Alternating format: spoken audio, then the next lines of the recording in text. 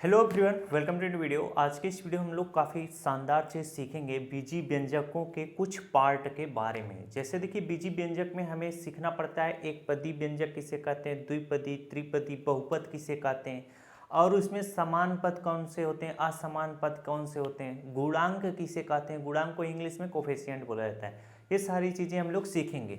अब यहाँ पर चर और अचर को भी सीखेंगे। तो शुरुआत, जिसका मान बदलता है वह क्या कहलाता है, आपका चर कहलाता है। चर क्या होता है, जिसका मान बदलता रहे वह आपका चर कहलाएगा। अब चर को पहचानना काफ़ी ज़्यादा ईजी है। जो आपके इंग्लिश के सारे अल्फ़ाबेट हैं, ए से लेके जेड तक, सारे क्या कहलाते हैं, आपके चर कहलाते हैं। कखा गघा अंगा ये सारे आपके क्या कहलाते हैं, चर कहलाते हैं। बातें समझ में आ गई कि नहीं। जैसे यहाँ पर मैं अब ए लिखूँ, सी लिखूँ, डी लिखूँ, ये सारे आपके क्या हैं, चर हैं। और जिसका मान क्या होता है, नहीं बदलता है, वो आपका क्या कहलाता है, अचर कहलाता है। इसमें सारी गिनतियाँ आ जाती हैं। अब यहाँ पर जैसे मैं 1 लिखूँ, 2 लिखूँ, 3 लिखूँ, 4 लिखूँ, 15 लिखूँ, 18 लिखूँ, 112 लिखूँ, ये सारे क्या हैं, आपके अचर कहलाते हैं। यानी जो गिनतियाँ होती हैं वो आपकी अचर कहलाती हैं, और जो अल्फ़ाबेट होता है और कखा गघा ये सारे आपके चर कहलाते हैं। अब जैसे आपसे पूछा जाएगा, यहाँ पर मैं 3a लिख दूँ, इसमें पूछा जाए चर कौन सा है, अचर कौन सा है। समझ में आई बात है कि नहीं। तो a आपका क्या कहलाता है, a आपका चर है, और 3 क्या है, आपका अचर है। समझ में आई बात है कि नहीं। इसी तरह से पूछ देगा 6a + 5b, इसमें चर और अचर छांटिए। तो 6a में चर कौन सा है, ये आपका क्या कहलाएगा, a चर कहलाएगा, और 6 क्या कहलाएगा, अचर। उसी तरह से b क्या है, चर है, और 5 क्या है, 5 आपका क्या है, अचर है।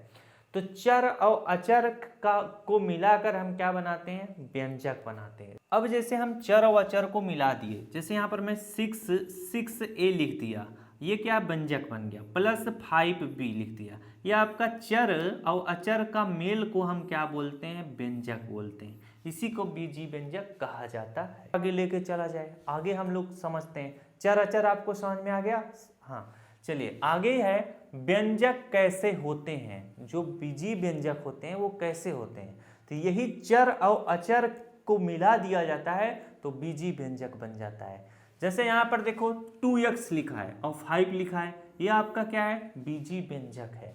यहाँ पर 3y + 2y लिखा है, ये आपका क्या है, व्यंजक है।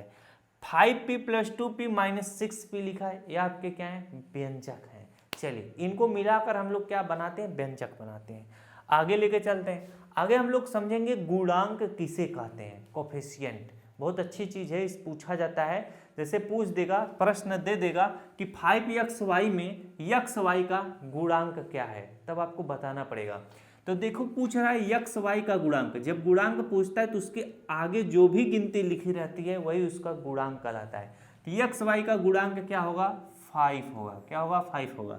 यहाँ पे 2y लिखा है, पूछेगा y का गुणांक क्या है, तो y के सामने 2 लिखा है, तो यही 2 क्या होगा, इसका गुणांक हो जाएगा।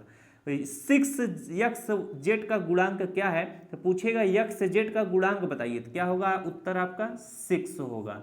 पूछेगा x का पावर 2 y का पावर 2 का गुणांक क्या होगा, तो इसका गुणांक क्या होगा, -7 होगा। अब यहाँ पर ये प्रश्न आपको फंसा देगा। पूछेगा -x का गुणांक क्या हुआ, तो x के सामने कोई भी संख्या नहीं लिखी हुई है, तो उसके सामने क्या लिखा जाता है, 1 लिखा जाता है। तो x का गुणांक क्या होगा, -1 होगा। बातें समझ में आ गई कि नहीं। अगर मान लो इस तरह से लिखा है x का गुणांक क्या होगा, तो x के सामने कोई भी संख्या नहीं है, तो इसका गुणांक 1 होगा। और इस तरह से लिखा रहेगा माइनस में x, तो उसका गुणांक -1 होगा। अब गुणांक निकालना बताना आपको समझ में आ गया कि गुणांक कैसे बताया जाता है। तो बढ़ा जाए अगले एपिसोड में। चलिए अगले एपिसोड में बढ़ते हैं। अब हम पढ़ेंगे समान और असमान पद किसे कहते हैं। ये जानना काफ़ी ज़्यादा जरूरी है, क्योंकि जब आप ये जानते रहोगे तो कैलकुलेशन आपको लगाने में मदद होगा, जो आप सवाल लगाओगे। अभी कल मैं सवाल बता रहा था तो उसमें समान और असमान पदों की जरूरत ही मैं बताया था। अब ढेर सारे सवाल रहेंगे, उसमें आपको पता लगाना पड़ेगा समान पद कौन सा है, असमान पद कौन सा है। बातें समझ में कि नहीं। यानी आपके भैया कौन है, आपके बहन कौन है, आप पहचानना आना चाहिए। जैसे पहचानते हो उसी तरह से इसमें भी पहचानना पड़ेगा। अगर मैं पूछ दूं 2xy का भाई कौन है, तो आपको बताना पड़ेगा कि इसका भाई 5xy है।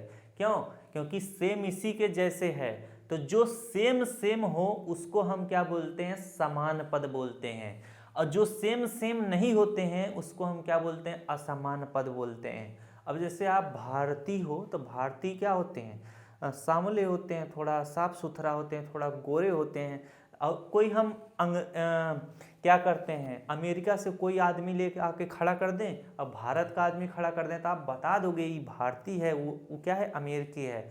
तो इससे क्या पता चलता है कि आप पहचान जाते हो कि समान कौन सा है। भारत के व्यक्तियों को पहचान लोगे, अमेरिका के भी व्यक्तियों को पहचान लोगे। समझ में आई बात है कि नहीं। लेकिन अगर हम श्रीलंका वाले को ला के खड़ा कर दें तो आप कंफ्यूज थोड़ा हो जाओगे। तो कंफ्यूज नहीं होना है, इसमें भी कंफ्यूज हो जाओगे। तो कंफ्यूज की दवा मैं बताता हूँ। अब जैसे देखो यहाँ पर इसमें पूछा जाए कि समान पद कौन कौन से हैं, तो 2xy है तो 2xy इस तरह से लिखो। अब इसके जैसा और कौन है, बस इसमें आपको क्या देखना है, जैसे 2xy है तो इसी के जैसा जो ये 2 लिखा है ये बदल जाए, उससे कोई दिक्कत नहीं है, लेकिन xy आपको मिलना चाहिए। यानी अल्फ़ाबेट जो लिखा रहता है वो सेम रहना चाहिए। तो यहाँ पर अल्फ़ाबेट सेम xy यहाँ पर है तो यहाँ पर हम +5xy लिखेंगे। अब यहाँ पर -3x है तो -3x लिखोगे, -4 है तो -4 लिखोगे। तो पूछेगा समान पद इसमें कौन सा है, तो 2xy और +5xy ये क्या है, समान पद है। बाकी -3x -4 क्या है, असमान है। चलिए एक प्रश्न और मैं लिखता हूँ, यहाँ पर मैं लिखता हूँ क्या लिखता हूँ, 3m + 6p यहाँ पर लिखता हूँ। फिर इसके बाद 8n यहाँ पर -3m लिख देता हूँ। अब इसमें देखो समान पद कौन कौन से हैं, जैसे यहाँ पर देखो 3m है, यहाँ पर -3m है, तो यहाँ पर 3 की जगह पर कुछ और लिख देता हूँ, -6m लिख देता हूँ। तो 3m और -6m क्या है, समान है। तो इसको हम एक साथ लिखेंगे, जैसे 3m और -6m इस तरह से लिखेंगे। और 6p है और ये 8n है, ये क्या है, दोनों असमान है, ये किसी से मैच नहीं कर रहे हैं।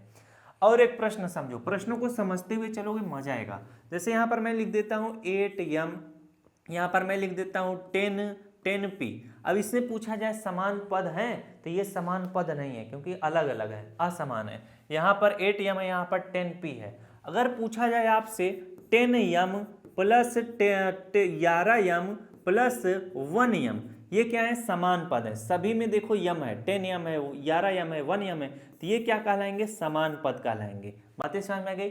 तो समान पद और असमान पद आपको अच्छे से समझ में आ गया होगा। बढ़ते हैं अगले प्रश्न की तरफ। अगला प्रश्न है और इस वीडियो का आखिरी टॉपिक है, इसको ध्यान से समझिएगा और काफी इंपॉर्टेंट है। यहाँ पर देखो प्रश्न लिखा है, एक पदी व्यंजक, द्विपदी, त्रिपदी, बहुपदी, इन सबको पहचानना आना चाहिए। समझ में आई बात है कि नहीं।